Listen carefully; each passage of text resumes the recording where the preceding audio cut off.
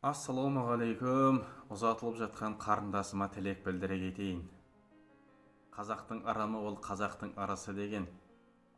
Қыз туғанда кесіп алып кіндігін тасқа байлап су түбіне тастаған, барған жерінде тастай батып судай сіңсін дегені ғой. Айналайын қарындасым, қыз мұраты кету деген қияға қонғалы тұрғаның құтты болсын. Еріңнің туы, еліңнің нуы бол. Ендігі жерде саған бір әулеттің жауапкершілігі жүктеледі. Парасаттылықпен, сабырлықпен сол сенімді ақтай біл. Мен саған сенемін. Ендігі жерде сенің әкең мен шешең, ол атаң мен енең. Олар сені туып өсірмесе де, сені таңдаған ер азаматты туып өсірген. Осы екі кісіні құрметтесең, қадірлесең, Алланың алдында да, ер азаматыңның алдында да бағаң биік, беделің үстем болады. Айналайын, күйеу бала, қарындасыңы болғайсың сүйеу пана.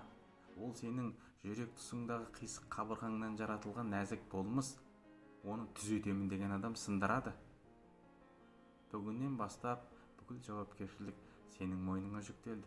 Мен сендердің бір-бірлеріңді тапқандарыңа шын жүректен қуаныштымын. Мен сендерге Алатаудың шыңындағы аппақ қардай пәк көңіл, сол шыңдардан сылдырай аққан кәусар бұлақтай мөлдір махаббат тілеймін. Мен сендерге алтын күздің ырысын, денсаулықтың қыстай мықтысын, көктемдей көл көсір өмір, жаздай жадыраған көңіл тілеймін. Қыздарың моншақты, ұлдарың оншақты болсын. Шаңырақтарыңның керегесі кең, терезесі тең, босағасы берік, еңсесі келісім сарайындай биік болсын. Айналайын, жаным қарындасым, сол сарайыңды бақытты еткейсің, бақытқа бөленгейсің. Бақытты жүзбенен күйеу баламен қолтықтасып, жиендерді жетектеп, қонақ боп келіп кетіп тұруыңды Алла бізге нәсіп етсін.